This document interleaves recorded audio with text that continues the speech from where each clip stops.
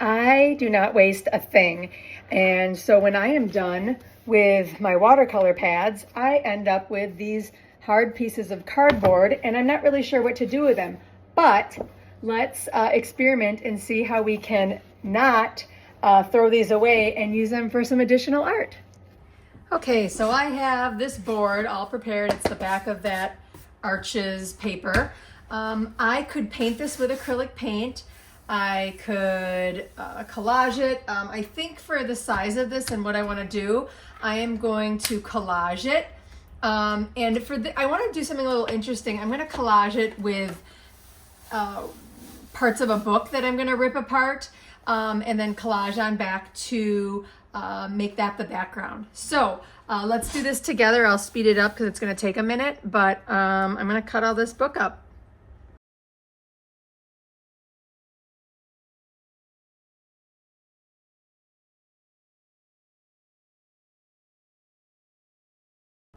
So we have all the little paper prints, and now I'm just going to take a big Oohoo glue stick, which I just prefer to use, and glue all of this down, and then we'll have a nice surface to do our additional Mod Podge on.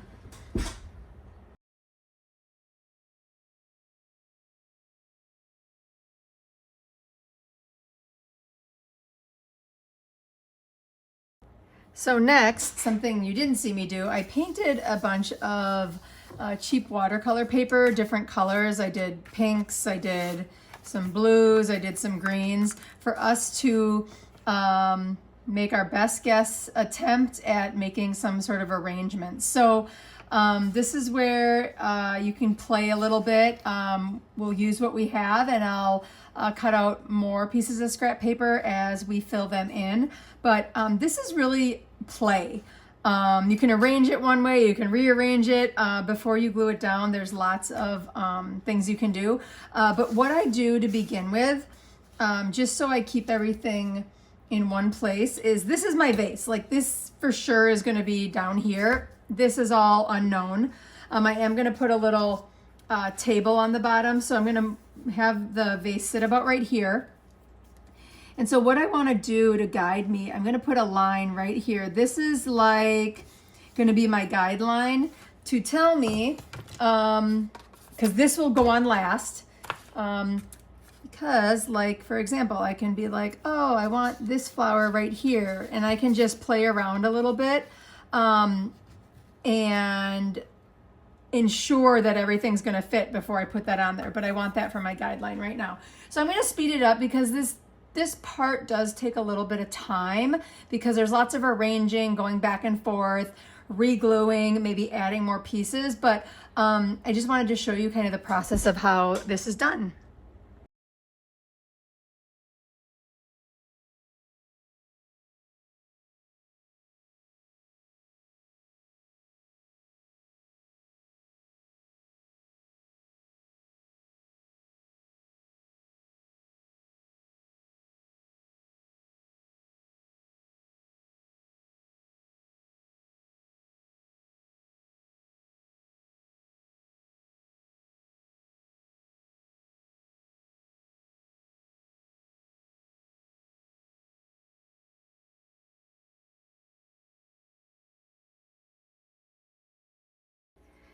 So everything's dry. We have floral, we have vase, and now we're just going to do some embellishments to make it, I guess, add some more interest. So I'm going to experiment right here. I colored this one in already, and I want to use a white gel pen.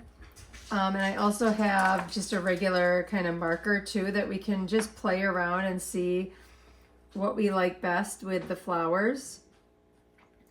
And really anything will do just to add interest. I do believe there's value in just leaving it plain and letting, the picture speak for itself. But something like this one with collage, I really like the added detail.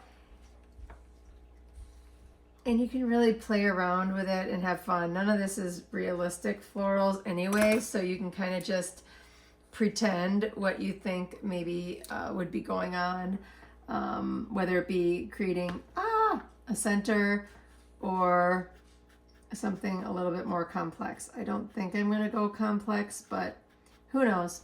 So let's speed this up while I embellish the rest of these flowers.